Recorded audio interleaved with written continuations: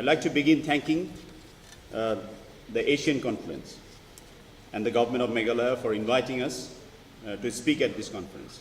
It is indeed an honor and privilege for me. I'm also happy to see many eminent persons, scholars from Bangladesh, India, Nepal, Myanmar, and Bhutan.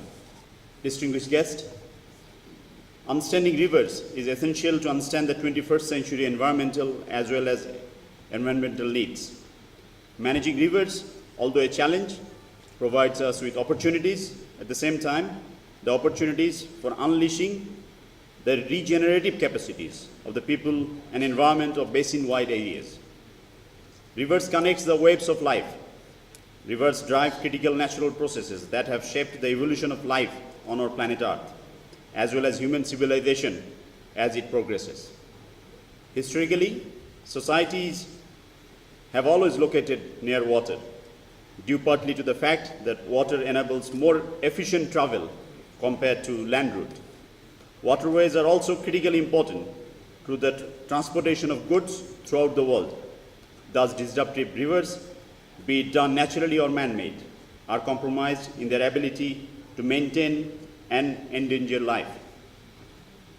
Globally, the riverine ecosystem is facing crises that emanates from increased human need. The drivers of river degradation are numerous. While various forms of pollution impair the quality of a river's water, dams impact both water quality and the very functionality of the rivers. Roughly 2/3 of world's rivers have suffered harm from numerous dams that have been built over the past century. Many of the world's great rivers no longer reach to the ocean, turning once productive deltas into near deserts. This leads us to think about the ways to battle this growing danger. As many as 57 rivers that flows through Bangladesh down to the Bay of Bengal are international rivers. Out of these, 52 rivers are coming through Indian territory. Technically speaking, this can elicit cooperation or conflict. The choice between the two, with a large part be determined by the perception of the relative benefits. I find it very interesting when I get to know that the word rival could probably have same root as river, and this derived from the riparian concept of dwellers on opposite river banks. The historians would agree all international rivers create some degree of tension among the societies that they bind. This tension and their responses are catalyzed by many factors, namely historic, cultural, economic, and environmental factors. Ladies and gentlemen, let us now look at the situation in our region. Mutual respect and understanding of each other's perspective has matured the Bangladesh-India relationship over the years. The relationship has its genesis in our War of Liberation of 1971. As we speak of India's contribution as a whole, it would be remiss of me if we do not recognize the Northeast's special role. The relation of Bangladesh with the northeastern states of India therefore occupies an important space in the overall Bangladesh-India bilateral relations.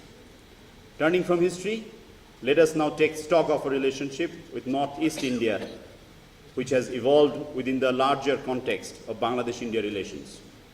We're looking at greater economic integration between Bangladesh and India's Northeast for mutual benefit. This would particularly facilitate Northeast socio-economic development and better connectivity with the rest of India. Complementing India's endeavor to develop its Northeast is also for our own interest. Apart from the important security dimension, which shouldn't be lost sight of, the significant benefit that we both can reap is through trade and connectivity. We also have very good and friendly bilateral relations with Nepal and Bhutan. As a result, our 4 countries have formed an informal sub-regional group called BBIN. It has already formed a mechanism for discussing issues of connectivity, water, power, hydropower. Myanmar is also included in another connectivity network widely known as BCIM. Ladies and gentlemen, let me come back to the point of cooperation on water resources. As I have already mentioned, such cooperation would be determined by the perception of benefits that a riparian would envisage. There is no denying that cooperative management of rivers holds real promise for greater sustainability and productivity of the region's water resources and potentially vulnerable environment. Moreover, the potential benefits of cooperative water resource management can serve as catalyst for broader regional cooperation, economic integration and development, and even conflict prevention. But riparians will pursue joint action only when they expect it to receive a greater benefits through cooperation than through unilateral action.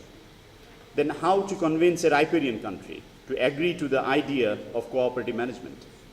I would suggest here, economic analysis can be used to make the case for cooperation on international levers. This can help identify and measure the potential benefits of cooperation, determine the distribution of benefits among riparians. In all these ways, economies can play an important role in enabling the management of international rivers, helping to motivate, design, and implement cooperative water resource management.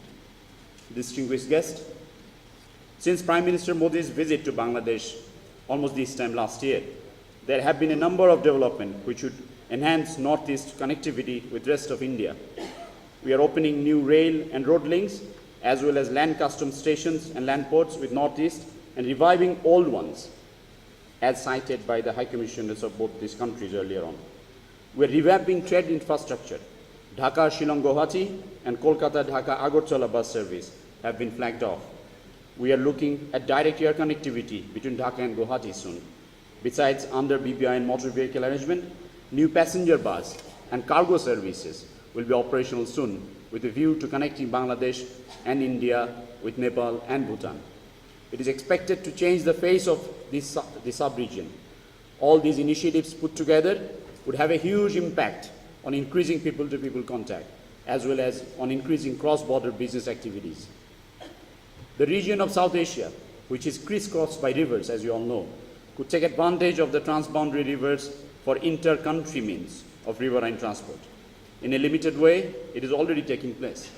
The Indo-Bangladesh Protocol and Inland Water Transit and Trade, known as PIWTT, has been operational since 1972, by virtue of which Indian cargo is transported by vessels from mainland to northeast India, using Bangladesh's inland waterways. Meanwhile, the PIWTT has been amended, and Ashuganj has been declared a port of call and transshipment point.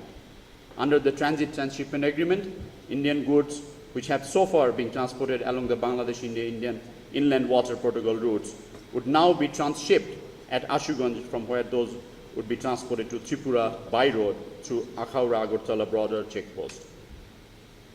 The bilateral trade agreement and the PIWTT have also been given long-term validity, which is expected to attract more investment in this sector, thereby utilize the full potential of the inland waterways.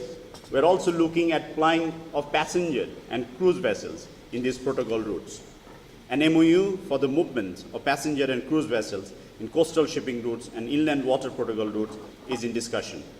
The provision of doing third country trade under the renewed bilateral trade agreement and the renewed PIWTT would not only enhance intra-regional but also open up new opportunities of connectivity.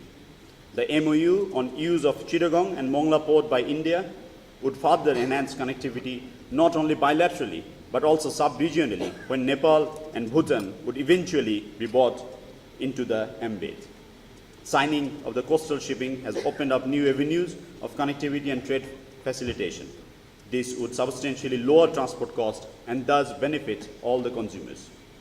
Distinguished guests, according to a World Bank report, one fundamental lesson of universal experience is that river is best managed as a basin unit. The Prime Minister of Bangladesh and India, in their joint declaration in June last year, recalled the Article 2 of the Framework Agreement on Cooperation for Development of 2011 and reiterated their commitment to address the issue of water resources management of common rivers, including water sharing, in a holistic manner through common basin management. In fact, to get the benefit from the rivers, we have to provide benefits to rivers as well.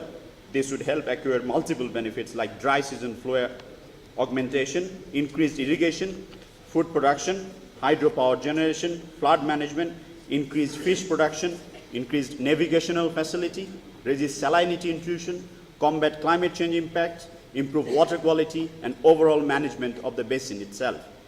It has been some time now that Bangladesh is promoting the idea of basin-wide management in various levels of interactions with the riparian countries, including at the BBIN forum. Finally, I look forward to the debate and wish it serves to achieving a common understanding on the issues of rivers.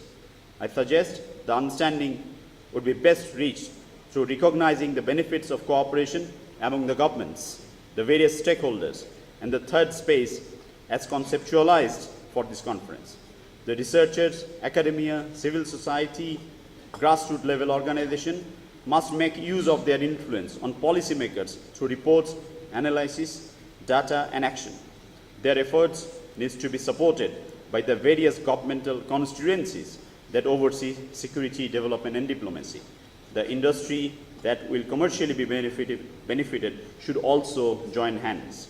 I'm hopeful that this two-day-long seminar will provide an opportunity to look into the sectoral activities that it has ideated and also recommend as to how we can further coordinate and strengthen our cooperation to make our rivers sustain India-Bangladesh relationship.